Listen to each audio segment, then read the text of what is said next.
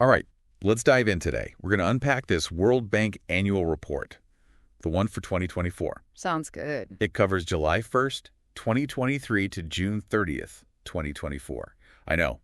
Sounds like a snooze fest of financial stuff, but trust me, this report, it's way more interesting than your typical spreadsheet. Oh, absolutely. It gives you a real peek into how the World Bank is changing, and how they're trying to tackle these massive global issues. Exactly. And it's not just like the IBRD and IDA, Right. International Bank for Reconstruction and Development and all that. Right. We're looking at the whole World Bank group. That means the IFC, MIJA, even touches on ICSID. Yep, the International Finance Corporation, Multilateral Investment Guarantee Agency, and of course, the International Center for Settlement of Investment Disputes, all part of this bigger picture, working towards, their new vision, a world without poverty on a livable planet. I love that, that vision. It's not just about numbers in a report. It's about what we all want, right? Mhm. A world where everyone can actually thrive. What does a livable planet even mean to you? I'm curious.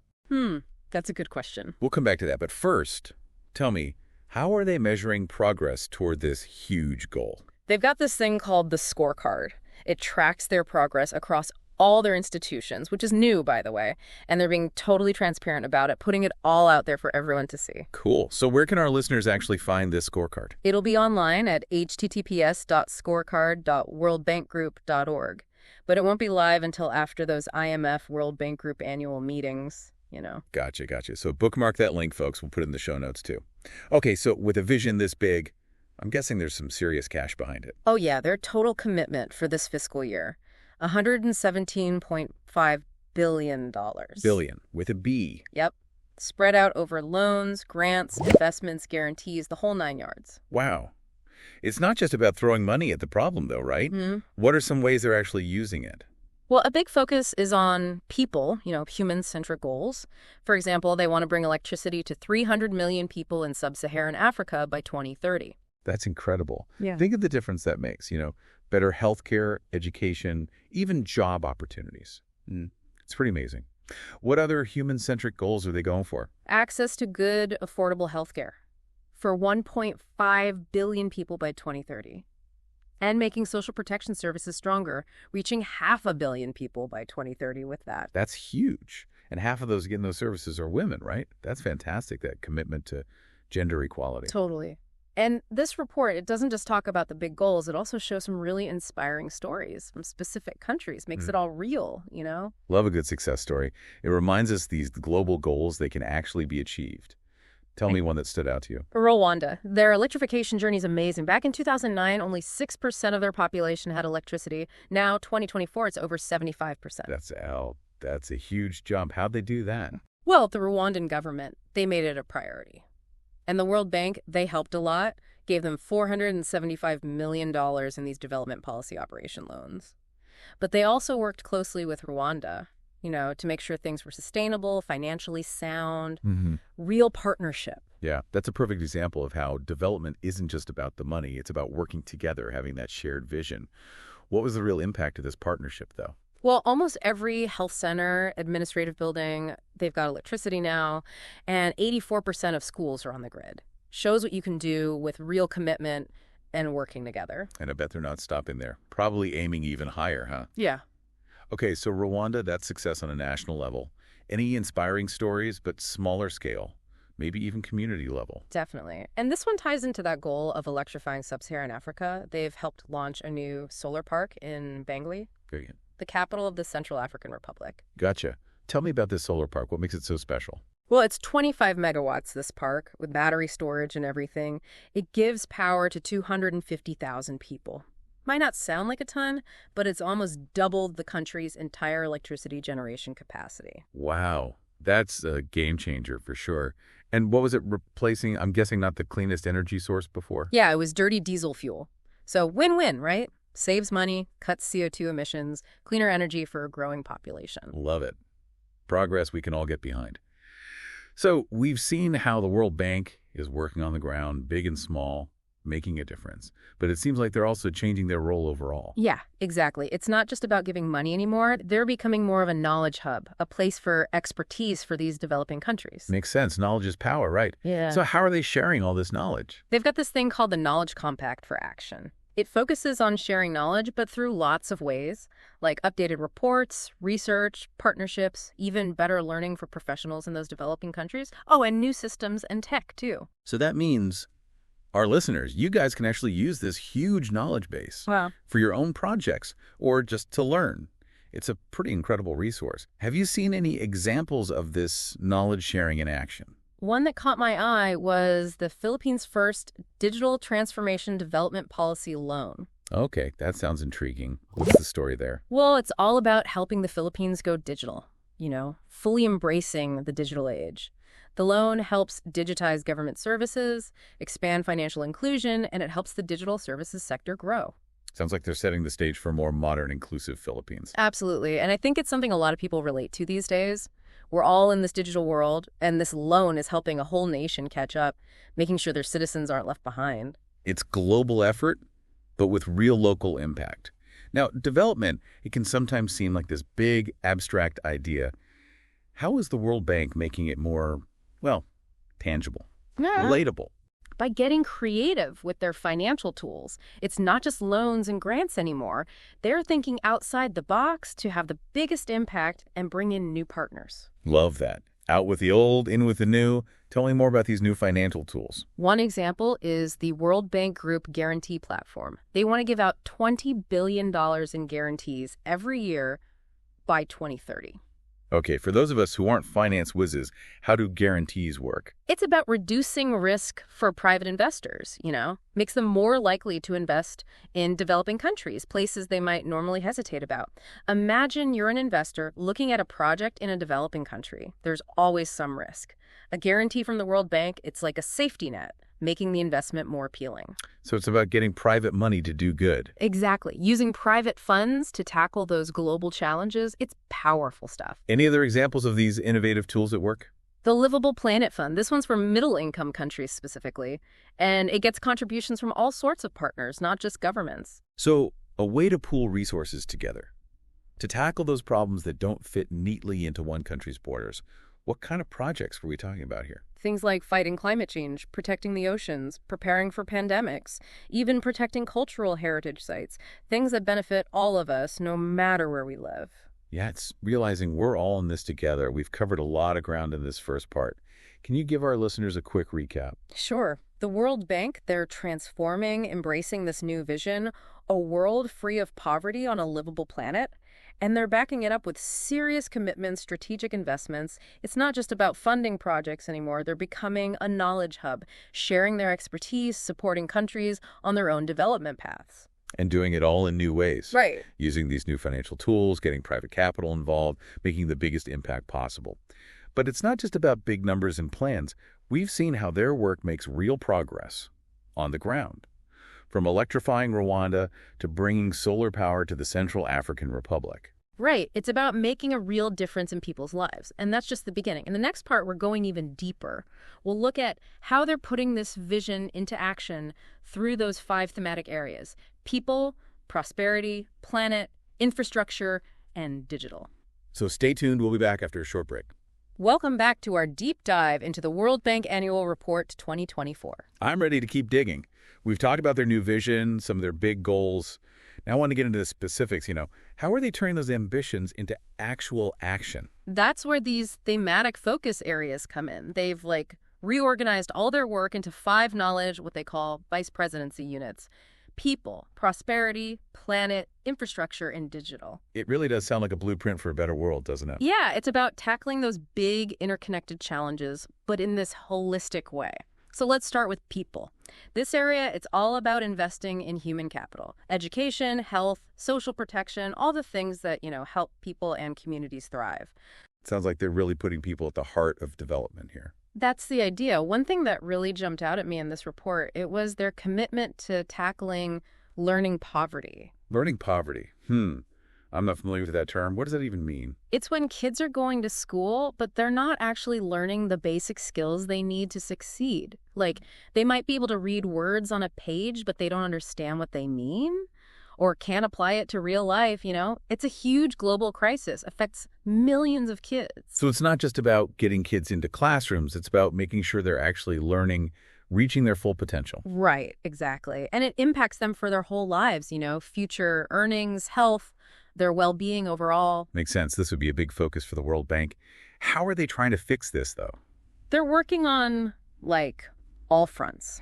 Better teacher training, creating better learning materials, even using tech to personalize education, and making schools more inclusive. It's about every child having that chance to reach their full potential. Now, besides education, what else is in this people focus area? Another big one is strengthening social protection and labor systems. The World Bank, they've always been a leader in building those safety nets for the most vulnerable people, and they're continuing that work. They want to reach 500 million people with adaptive social protection by 2030. Those safety nets are so important, especially now, right? When so many people are facing uncertainty. How are they making sure these programs are actually working, reaching the right people? One cool thing they're doing is using new tech, like digital cash transfers. It lets them get help to people directly, really quickly and efficiently, especially during a crisis. So cut through the red tape, get help where it's needed, fast. Yeah, that could be a game changer, especially in emergencies. Now, what about health? Can't have a thriving society without healthy people, right? Absolutely. And the World Bank, they set a pretty ambitious goal, providing good, affordable healthcare to 1.5 billion people by 2030. Another big number. That's like what, almost 20% of the entire world? How do you even approach a challenge that big? By working to make health systems stronger all around the world, especially in low and middle income countries. A key focus is universal health coverage, making sure everyone can get the healthcare they need without going broke doing it. I can see how that would make the world more fair, everyone having a chance at a healthy life no matter how much money they have. What are they doing specifically to make that happen, though? They're supporting all sorts of initiatives like training healthcare workers, improving the actual infrastructure, even providing essential medical supplies. And they're working to make those disease surveillance systems better, especially important after this pandemic, right? Yeah, it's about building health systems that can handle anything and protect the most vulnerable people. Okay, so we've covered a lot in this people area, but there's so much more to this report. What's next on our deep dive? Let's move on to prosperity. It's all about economic growth, but growth that benefits everyone. It goes beyond just reducing poverty. It's about empowering people to actually build better lives for themselves, for their families. So it's not just about surviving, it's about thriving. I like that. What are the key ingredients for that kind of prosperity, though? Jobs. Gotta have jobs. When people have decent jobs, they can support their families, contribute to their communities, and the whole economy grows. Totally agree. Jobs are the foundation of a strong economy, a strong society. How is the World Bank helping to create jobs in these developing countries, though? They're doing a few things. Investing in infrastructure, which creates jobs, supporting skill development programs so people have the skills they need for those jobs. And they're working with governments to create policies that encourage businesses to grow and create more jobs. It's like creating an ecosystem where businesses can flourish and individuals can find meaningful work. It's about investing in people, giving them the tools they need to succeed. What else is part of this prosperity focus? Financial inclusion, super important. It's about everyone having access to financial services, not just the wealthy. Things like bank accounts, loans, insurance, all that. Yet, without access to those things, it's nearly impossible to participate in the economy, right? You can't start a business, invest in your education, even save for the future. Exactly. And the World Bank is really focusing on these digital financial services, especially in developing countries. Mobile banking, digital payments, online lending, things like that. They have the potential to totally change how people access financial services, especially in rural areas or for those who can't use traditional banks. It's about using technology to empower people, open up new possibilities. Now, can't talk about prosperity without talking about the planet. So let's move on to that thematic area. What's the World Bank's take on planet? Planet is all about tackling the biggest environmental challenges we face. Climate change, losing biodiversity, pollution, and using up all our resources. It's about realizing that a healthy planet is absolutely essential for a prosperous future. Yeah, it's about realizing we're all connected, right? The health of the planet directly impacts people's health, their well-being, and how strong economies are. What are some specific ways they're tackling these environmental problems, though? They're helping countries switch to cleaner energy, more sustainable sources. That means investing in renewable energy projects like solar and wind power, pushing for energy efficiency, and supporting policies that move us away from fossil fuels. That energy transition, it's such a crucial part of this whole thing. Hmm. What are some examples of how they're supporting this in developing countries? Well, they gave money for a big hydropower project in Pakistan, which will give clean energy to millions of people. They're working with Bangladesh to make their gas distribution network more efficient, which reduces methane emissions and makes their energy system more sustainable. And in Nepal, they're working with the Asian Development Bank to make their hydropower sector stronger. These are some great examples showing how they're actually putting their money where their mouth is when it comes to climate action. It's not just talk, it's action. Now, besides clean energy, what else are they doing? They're also putting a lot of money into climate resilience, helping countries adapt to the impacts of climate change that we're already seeing. This means investing in climate resilient infrastructure, creating early warning systems for natural disasters, and helping communities adapt to those changing weather patterns and extreme events. Yeah, we're already seeing those devastating effects of climate change, right? The heat waves, the droughts, floods, storms. It's critical to help communities adapt, become more resilient. What are some examples of how they're doing that? One example is their work in the Pacific Islands. They're trying to make these island nations stronger, more resistant to climate risks and disasters. They're using all sorts of financial tools, including this time called, get this, development policy financing with catastrophe-deferred drawdown options. Okay, that sounds interesting. Break that down for our listeners. What are these catastrophe deferred drawdown options? It's basically a line of credit that countries can use right away if there's a natural disaster. Like a financial safety net helps them respond better to emergencies and rebuild faster. That makes sense. Uh, When disaster hits, you need money immediately. Having that prearranged credit could be a lifesaver. Okay, so we've covered people, prosperity, and planet. What's next? let's talk infrastructure. Might not sound as exciting as the other stuff, but it's essential for development. Roads, bridges, ports, airports, energy grids, telecommunications, all that.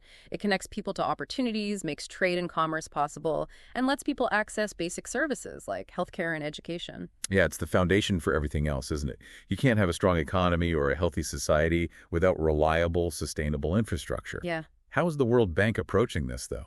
They're focusing on investing in infrastructure that's sustainable and benefits everyone. That means using renewable energy whenever possible, designing things to be climate resilient, and minimizing environmental impact. It's about building for the future, not just for today. How are they promoting this kind of sustainable development specifically, though? Well, they're financing projects that use new technologies, new materials. They're pushing for public-private partnerships to bring in more investment. And they're working with governments to create policies that encourage sustainable infrastructure. They're even looking at ways to make existing infrastructure more efficient, which can reduce waste, lower costs, and make service delivery better. It's about making the most of what we already have, but also building for a more sustainable future. All right, let's move on to our last thematic area, digital. This one seems kind of new for the World Bank. It is, and it's becoming more and more important. They're realizing that digital tech can be this huge driver of development, connecting people to information, to opportunities, to each other, in ways that were never possible before. It's a digital age, right? And those who are left behind, they're at a real disadvantage. What are they doing in this digital space? Investing in digital infrastructure like broadband internet and mobile networks. They're promoting digital literacy, skills development, so people can actually take advantage of the digital economy. And they're working with governments on policies that encourage innovation and entrepreneurship in this digital sector. It's about making sure everyone benefits from this digital revolution, not just those in wealthy countries or in cities, bridging the digital divide, creating a more inclusive digital future. Got any examples of this in action? One that stands out is the Digital Central Asia South Asia project. It's connecting over 800,000 people in the Kyrgyz Republic to the internet, which has had a huge impact on their lives. That's incredible. Hard to imagine life without internet access these days, isn't it? It's how we connect with people, get information, learn new things, even do business. How has this project changed things in the Kyrgyz Republic specifically? It's brought their internet penetration up to 57% of the country. And it's attracted private investment in their tech sector and made government services better. Really powerful example of how digital technology can transform a whole nation. It's inspiring to see how these 5 areas, people, prosperity, planet, infrastructure, and digital, they're all connected. You can't really address one without thinking about the others, can you? It's a holistic approach to development. Exactly. They're all pieces of the same puzzle. That's what's so interesting about this new vision the World Bank has. They're thinking about development in a more complete, integrated way. We've covered so much in this part of our deep dive. Investing in people, tackling climate change, bridging that digital divide. It's clear the World Bank is taking on some of the world's biggest challenges. And they're not afraid to try new things. Yeah. In the final part of our deep dive, we'll look at how they're using these creative financial tools to get private capital involved and have a bigger impact. We'll also talk about how you, as an individual, can get involved and contribute to building a better world. So stay tuned to the final part of our deep dive. We'll be right back after a short break. Welcome back to the final part of our deep dive into this World Bank annual report for 2024. It's been quite a journey so far, exploring how the World Bank's role is changing in tackling these global challenges. Yeah, we've talked about their new vision, those ambitious goals, and all 5 of those interconnected areas they're focused on. Right, but all of that takes serious resources. Exactly, and public funds just aren't enough these days. Nope, not even close. And that's where the World Bank's approach to financing comes in, how they're innovating. Let's talk about that. How are they going beyond those traditional funding models? Well, one of their main strategies is mobilizing private capital. Makes sense, right? There's so much wealth out there if we could direct it towards solving these global issues. Exactly. And the World Bank is getting creative in how they're attracting those private investors. Like that World Bank Group Guarantee platform, we touched on that earlier. Yeah. Exactly. By offering guarantees, they lower the risk for these investors, making it more attractive for them to put money into developing countries.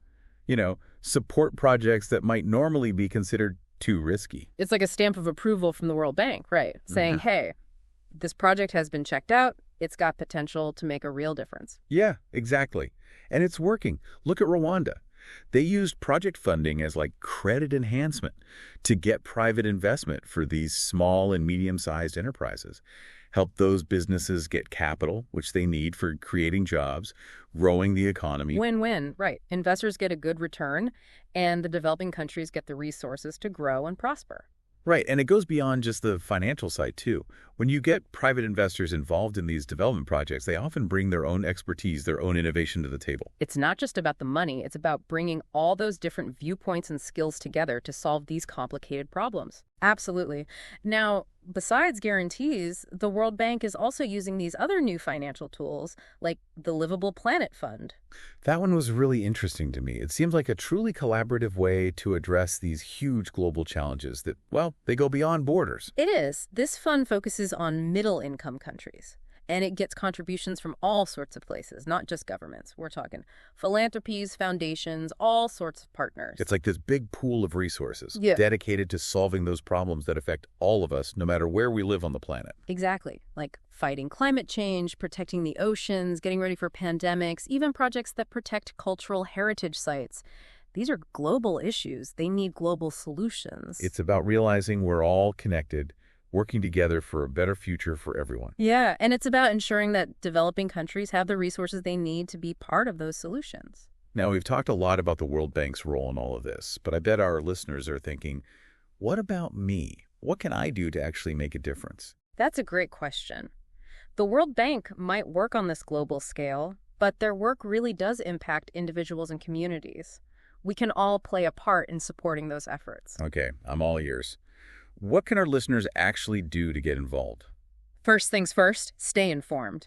Read reports like this one, follow what the World Bank's doing online, join conversations about global development. The more you know, the better choices you can make, the more meaningful action you can take. Knowledge is power, and it can be really inspiring, too. For sure. Another way to get involved is supporting those organizations that are working on the ground in developing countries. There are so many NGOs and groups doing incredible work in education, healthcare, fighting poverty, protecting the environment. Find one that speaks to you, contribute your time, your money, your skills, whatever you can. Even small contributions can make a difference, right? It's about finding how your passions connect with action. Absolutely.